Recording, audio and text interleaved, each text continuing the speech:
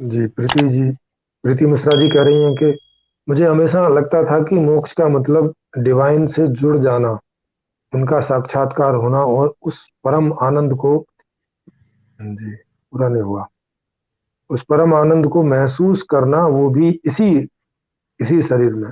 हाँ, तो अब इस तरह से लोग समझते हैं।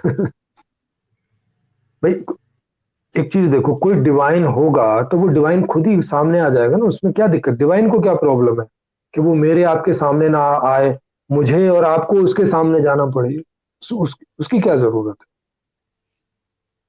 और फिर भी उसको डिवाइन कह रहे हैं हम, कि हमें जाना पड़े उसके पास में।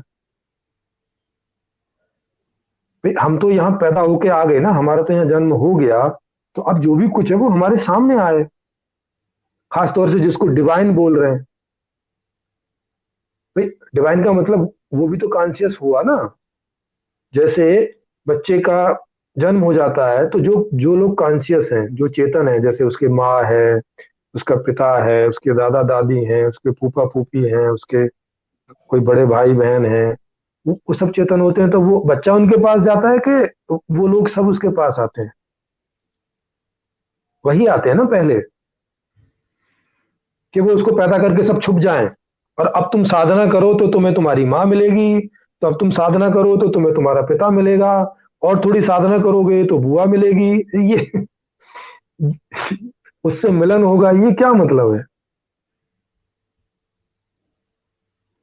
मतलब ऐसा कर रखा है कि डिवाइन मतलब जितना डिवाइन है उतना ही मुश्किल से मिलेगा। अरे तो किस बात का डिवाइन है भाई फिर? सरलता से मिले ना, डिवाइन का मतलब तो ये हुआ ना कि सरलता से मिले, स्वाभाविक रूप से मिले, जब हमारी इच्छा हो जाए तभी मिल जाए। जैसे बच्चे की जब इच्छा हो जाती है, माँ उसको दूध पिला देती है। इस बात को ही तो डिवाइन कहेंगे, या ये डिवाइन नहीं है? जब जब बच्चे को इच्छा होती है किसी गोद में बैठने की, पिता के गोद में बैठने की, और पिता उसको गोद में बिठा लेता है, यही तो बात डिवाइन होगी।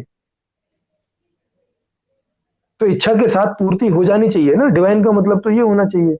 डिवाइन का मतलब क्या कि 10 साल या 10,000 साल में एक पैर पे खड़ा होके इतनी तकलीफें सह के, इतना दुख सह के खड़ा रहूंगा, तब मुझे डिवाइन मिलेगा, ये क्या बात हुई? ये कौन सा डिवाइन है भाई, जो मुझे इतने जो है नरक भोग भोग के प्राप्त होगा? जी।